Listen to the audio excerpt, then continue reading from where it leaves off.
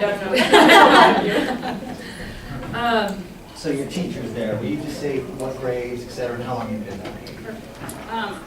Michelle and I both teach 5th grade. I've been at Harrison. This is my 4th year at Harrison and 4th year as a teacher. This is, I guess, really my 8th year at Harrison, but only my 6th year as a teacher. Jessica Porter, I do kindergarten. It's my 3rd year at Harrison and my 6th year teaching. So we just wrote down a few things. I've definitely seen the evolution of our school change, the growth of it from before we started Leader in Me to now, and I feel like it's a completely different place. I feel like our staff members have really embraced it, and I think that makes a huge difference because without everybody being on board and that consistency, I think it makes some pretty big holes, and that's hard for the kids, and that consistency really helps. But I've also seen the kids really take charge and lead in our school, and that's just been something that I never expected out of, I mean, I teach 5th grade's the highest grade there, and they're 10 and 11, and they are not scared to say, oh, there's a problem here. I noticed our school needs this job done or this needs done, and they're not scared to say, I think this needs to be a job and I would like to do it. Or this needs to be a job and let's find somebody who can do this job. Even things as simple as planting flowers in the front, or I think it was a kid who came up with, we need a friendship area for students who don't have friends or they don't have somebody to play with at recess. There should be a place that they go to where they can meet other people that's just set on the playground. So I think some of our biggest roles that they've played or changes that have come from our kids. And the confidence. It has built such a confidence in our kids. It's crazy. Example, last year my daughter was in 5th grade and I took her to do the tour at her middle school, and some of my kids, because she didn't feed into her regular school, like her regular feeder school from Harrison, she was at Harrison with me, and there was probably like 10 of them that went to this other school, and all of our kids from Harrison, they're going up to the teachers, they're going up to everybody, introducing themselves. They're not scared. They were open and honest, and they weren't afraid to ask questions. And then you had these schools where they were surrounded by all these kids that they know, and you'd think they'd be a little more comfortable, and they were frightened. They wouldn't talk to the teachers there. They weren't introducing themselves. And it's exciting to see that kids have built that with choices that they've made. And even the mayor came and walked with our school last week for the Mayor's Challenge. And one of my boys is like, oh, I'm so excited to see him again. I met him last year and gave him a tour of our school. Like, they're just not, they're so comfortable going up and introducing themselves, and what a skill. I mean, I'm standing in front of you and I'm nervous, and I do this all day. So the fact that my 10-year-olds can get up and they're not afraid at all to talk and introduce themselves to people, I think is pretty phenomenal. That's such an empowering skill. And I would just add on to that the level of empowerment for the students and for the staff. Because we are a Leader in Me school, I'm not afraid to tell my principal, I think we should try this, or I'd like to lead out in the staff meeting in this way. Even my first year of teaching, I led a staff meeting, and I was excited about what I was teaching, and my principal was on board, and so it's empowering to us as well. What we just had, or are having student-led conferences, and it's really great when I know I can really just sit back because they can take their leadership notebook in, and it was a great moment as a teacher for them to open this up, and they know everything in there, and they can say, this is what we're doing in class, and this is what it is, and these are my leadership rules, and this is why I have this score because I didn't do this, or this is why I have this score because of this, and these are my victories, and these are the great things that are happening. And so for a 10-year-old to be able to articulate their learning to their parents that way is huge. And I literally, for the first half of the conference, we have we have standards-based report card, so I do have to kind of teach a little bit, but even that they can explain. A 3 is this, and a 2 is this, and a 1 is this, and in order to get a 3, I need to do this and this and this. So for a 10-year-old to be able to articulate that and explain to their parents, I think is huge. And it's cool as a kindergarten teacher because it's a little bit different in kindergarten because it's all new for them.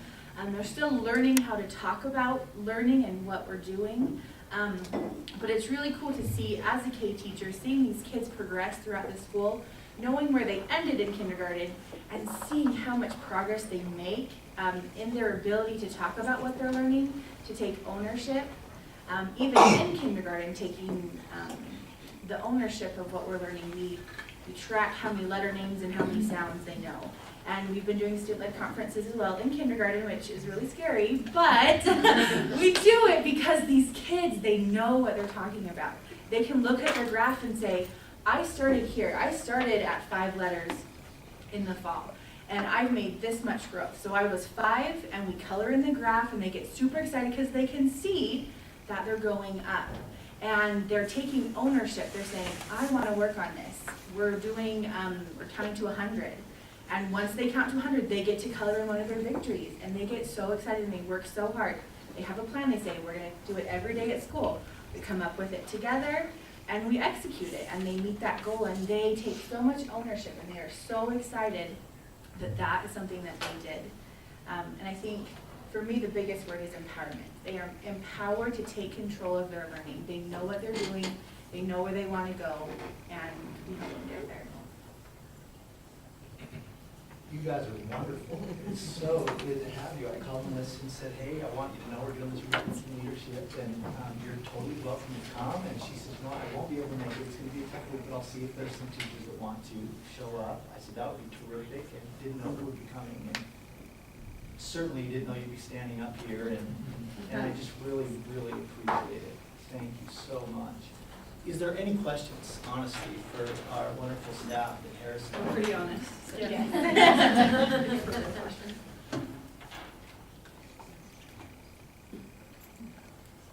What exactly do you have in your leadership binder? Great question. Yeah. I think the leadership binder, at least for me, was one of the things that I had the hardest time wrapping my brain around because it did seem like one more thing to put in their messy desks but we and the great thing about the leadership notebook is ours have evolved as we've seen that doesn't work and this works but we need to tweak it, so each year we change it. So this year we have a section for a yearly thing, so they're yearly things and we track like CPMs like the NAES and the NCOMP. They also work on multiplication, we call them multiple trains, so they have a page to track that. And then we have quarterly sections, and in the quarterly section, they have a section for a personal goal that they set, and then we have a scoreboard where they can keep track, because for a 10-year-old, a quarterly goal, they are very ambitious as a 10-year-old, and they'll set these goals, but they have no plan on how to reach that. So they break that goal into 3 things that they can do either on a daily basis or a weekly basis, and then they have a calendar where they can mark a dot for every time they did that. So if it's read 800 pages, if they read nightly for 30 minutes, then they get to put a dot in their leadership notebook. We do attendance, because that was one of our WIGs last year, and that was really nice for. Wildly important goals. Yes, I'm sorry, yes, wildly important goals, that was one of our WIGs last year, and that was really effective with the kids. For some of them who do struggle, they have to color it in if they're tardy, they have to color in a different color if they leave early.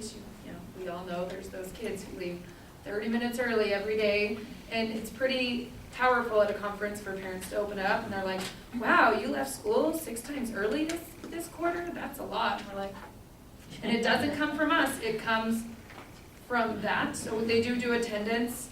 The victories. They have a victory section where anything that they feel like was a victory, whether it be academic, whether it be personal, doesn't matter what it is, something they did as a class, they can write it in there. Anything that they felt proud of. And it's really interesting, like back then's got on there. Oh, yeah. Do you have a specific sheet that you made up for that? Or Yeah, it just says victory on it, so Yeah. it's not super fancy. Okay. And we're willing to share. We'll share everything. anything that we have, but Yeah. just what you said. Ours is just a little more simple. We keep track of attendance, we color that in every day. And then as we progress throughout the year, we'll move towards students setting their own goals. At this point in the year, we're just teaching them how to set goals, so we do it together. Probably 3rd quarter, 2nd quarter, sometime in there, we will have them set their own goal. We also have the victory section. We actually have specific goals that they're trying to meet, but then they also have one where they can write what they have. And then we also have our weekly tracking, and we do put our assessment in there because the kids track how they're doing on their like quarterly assessment too. You have dividers too, that they have in there. We're not that We don't. fancy, we just have colored papers, so it's like Okay. blue for yearly. Yeah, Because green is it's just quarter like one one, less thing. pink is quarter two, they're pretty simple. We also track, this year because we are doing standards based, we did all of the math standards that are being reported on our report cards. And so anytime they do an assignment that's counted as evidence, they write the name and the score that they got. So it was really nice at conferences, the kids pulled it out and were like, okay, so for this standard, they got a 2, a 3, and a 3. And then I just opened their report card and showed exactly what they got on those assignments related to what was on the report card. So that was really nice, and the kids get excited. They're like, I started at a 1, and I'm here. So that was cool too this year. That was the first time. Appreciate you again. And I wanted to say that we wanted you to know that we got pizza over Pizza Pie Cafe after this today for anybody that would like to go. Head on over, say with Franklin Covey, and have some pizza on me. It would be a pleasure. I think you guys need lunch too, right? So there would be an opportunity to meet them and meet others that are like-minded as well and have questions and visit and talk if you'd like. So you're all welcome. Yeah, you are welcome. Hey, can we give you another round of applause?